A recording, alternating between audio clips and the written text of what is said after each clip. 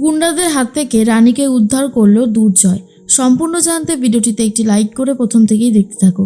গল্পের শুরুতেই দেখা যায় দুর্জয় তো ফোন করেছে অনিককে আর বলে, অনিকদা তুমি আমাকে তোমার ডক্টর রেড্ডির সমস্ত ডিটেলসগুলো পাঠাও।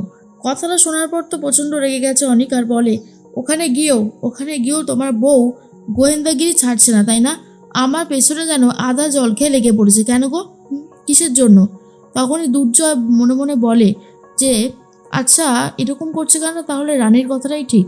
এরপর দুর্জয় চিৎকার করে বলে, আরে তুমিই বা এরকম করছো কেন? তোমার কাছে যখন একটা ডিটেলস চাইছি তুমি কেন দিচ্ছ না? তুমি তো নিজেই সন্দেহগুলো বাড়িয়ে তুলছো তোমার প্রতি, তাই নয় কি? সেই জন্যই বললাম যেটা হচ্ছে সেটা একদমই ঠিক হচ্ছে না। এরপর রিতম বলে, দুর্জয় তুই একটু থাম, দে দেখি, আমাকে দে ভাই। এই বলে নিয়ে নেয় আর তারপরেই বলে, অনেকদা শোনো, তুমি এত রাগারাগি করো না। আমরা যেটা ভাবছি সেটা তুমি মিথ্যে প্রমাণিত করে দাও, তাহলেই তো হলো, তাই না? অনেক তখন বলে, কি মিথ্যে প্রমাণিত করব? তোমাদের বউরা তোমাদের মনের মধ্যে যে বিষ ঢুকিয়ে দিয়েছে সেই সন্দেহর বিষ থেকে আমি কি আর পারবো তোমাদের মুক্ত করতে? কখনোই না। কথাটা শোনার পরেই তখন রিতমও রেগে যায়, এরপর ফোনটা কেটে দেয়। তার মধ্যেই রানী তখন বলেছিলাম না অনিকদা কোনোভাবেই উত্তর দেবে না, কিছু না কিছুভাবে ঠিক এড়িয়ে যাবে, আর সেটাই কিন্তু হয়েছে। তার মধ্যেই তখন অনিক বলে, এইভাবে এখানে থাকা যাবে না। ষড়যন্ত্র রানী সব ষড়যন্ত্র করেছে, সেটা আমি খুব ভালো মতন বুঝতে পারছি। এর মধ্যেই দুর্জয় তখন বলে, রানী এর পরবর্তী স্টেপ কি হবে? রানী তখন বলে, আমাদেরকে ওই ডক্টর রেড্ডির ব্যাপারেই খোঁজখবর নিতে হবে, আর রিপোর্টগুলো যদি কোনোভাবে অনিকদার থেকে পাওয়া যেত তাহলে খুব ভালো হতো। তখন দুর্জয় বলে, বাড়িতে গিয়ে যা করার করতে হবে, এখানে থেকে তো আর তেমন কিছু সম্ভব না, তাই আমরা বরং বাড়িতেই ফিরে যাব। তখন রানী বলে, হ্যাঁ এখন সেটাই করতে হবে, এছাড়া কোনো উপায় নেই। এর মধ্যেই ব্যাগপত্র নিয়ে বেরিয়ে যাচ্ছিল। তখন কুমু বলে, অনেক তুমি ব্যাগপত্র নিয়ে কোথায় যাচ্ছ? তখন অনেক বলে, এখানে থেকে আর কি হবে, আমি এখানে থাকতে চাই না। এই বাড়িতে যা সব শুরু হয়েছে কাণ্ড, আমি কিছুতেই মেনে নিতে পারছি না। তখনই কুমু বলে, কি হয়েছে, আর তুমি বা কেন বাড়ি ছেড়ে চলে যাচ্ছ? মাধুরী তখন এসে বলে, অনিকদা তোমার হাতে ব্যাগ, এই শরীরে তুমি কোথায় যাচ্ছ? তখন অনিক বলে, দেখো আমাকে নিয়ে তোমাদের আর এত চিন্তা করতে হবে না, অনেক চিন্তা আমাকে নিয়ে করে ফেলেছ। দয়া করে এই সমস্ত চিন্তা টিন্তা এখন বন্ধ করো, বুঝলে? এখন এই সমস্ত করে কোনো লাভ নেই। কথাটা শোনার পরে তখনই মাধুরী বলে, হঠাৎ করে কি এমন হলো? অনেকদিন এইরকম ব্যবহারই বা কেন করছে? কিছুই তো বুঝতে পারছি না। এর মধ্যেই তখনই চলে এসেছে বিপাশা আর বলে, অনেক ব্যাগপত্র নিয়ে যাচ্ছ কোথায়? অনেক বলে, আমার খবর আর কে রেখেছে?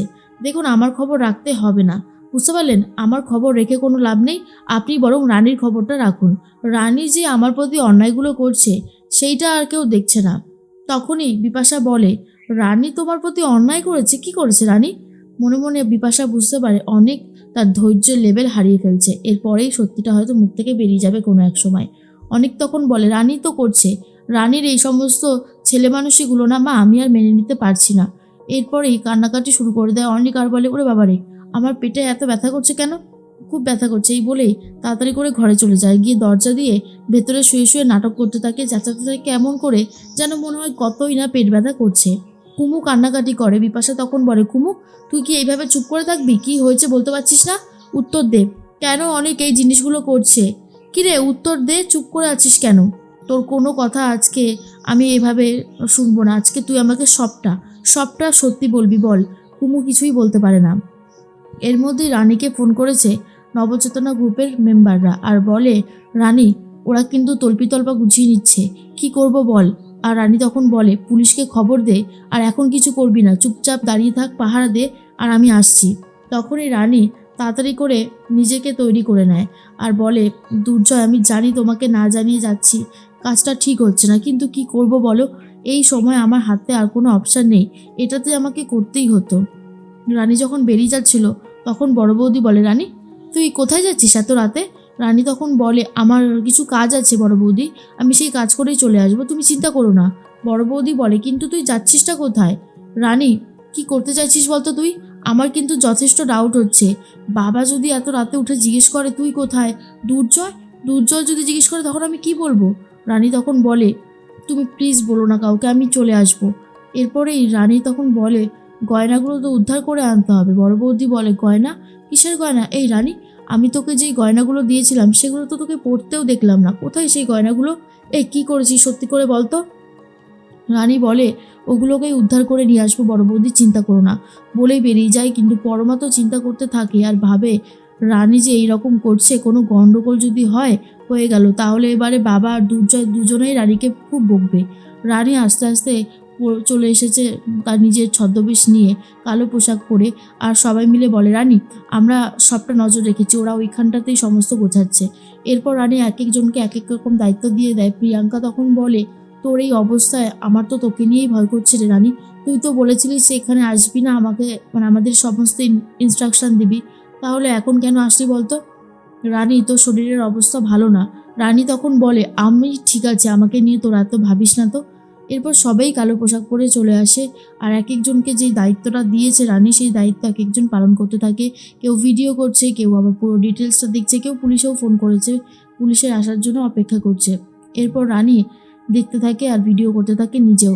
তখন ওই এনকে মুখার্জি ওরা সমস্ত টাকা পয়সা গয়নাগাটি যা ছিল সেগুলো নিয়ে গাড়িতে তুলে দিচ্ছে। আর যেটা রিসিপ্ট ছিল, যে যতটা গয়না জমা দিয়ে গেছে সেই রিসিপ্ট সমস্ত পুড়িয়ে দেয়।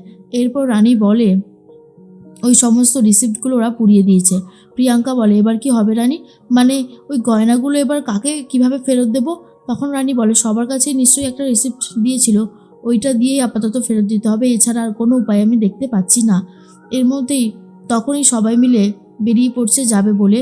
আর গাড়িতে ওঠার পরেই মুখার্জিরা বুঝতে পারে ডাকাত পড়েছে। আসলে যেহেতু রানীরা কালো পোশাক পরেছিল তাই ওদেরকে ডাকাত ভেবেছে। আর বলে, এতগুলো গয়না নিয়ে যাচ্ছে, এটা কি করে বুঝলো? উফ, কী যে করি এবারে বুঝতে পারছি না তো। এবার ভালো লেভেলে মনে হচ্ছে গন্ডগোল হবে। গাড়ি চালাবে, ড্রাইভার থামবে না। ড্রাইভার তো রীতিমতো ওদের ওপর থেকেই গাড়ি চালিয়ে দিচ্ছিল। সবাই সরে গেল, রানী সরতে পারে না। দুর্জয় এসে রানীকে সরিয়ে নেয়। আর যখনই দুর্জয় রানীকে দেখে আর রানী দুর্জয়কে দেখে তো চমকে গেছে। আর এর মধ্যেই অফিসাররা চলে এসেছে আর পুরো গাড়িটা ঘিরে নিয়েছে, অ্যারেস্ট করেছে সবকটাকে। এরপর দুর্জয় বলে, রানী তার মানে তোমার এই গোপন মিশন ছিল, তাই তো? তোমাকে এতবার করে সাবধান করেছিলাম, এতবার করে বলেছিলাম, তুমি আমার কোনো কথা শোনোনি, তুমি আমাকে পাত্তা পর্যন্ত দাওনি। আমি আজ তোমাকে কোনোভাবেই ক্ষমা করতে পারবো না রানী। রানী তখন বলে, দুর্জয়, দুর্জয় তুমি আমার কথাটা একবার শোনো। দুর্জয় তখন বলে, না রানী, আমি তোমার কোনো কথা শুনতে পারবো না। যে অন্যায় তুমি করেছো সেই অন্যায়ের শাস্তি এবার তুমি পাবে।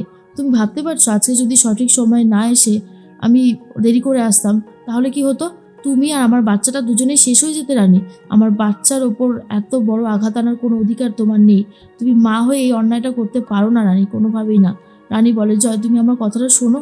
কিন্তু দুর্জয় কোনো কথা না শুনেই চলে যায়। আর রানীও খুব ভেঙে পড়ে। রানী বুঝতে পারে এবারে দুর্জয় রাগ কমানোর উপায় এতটাও সহজ হবে না।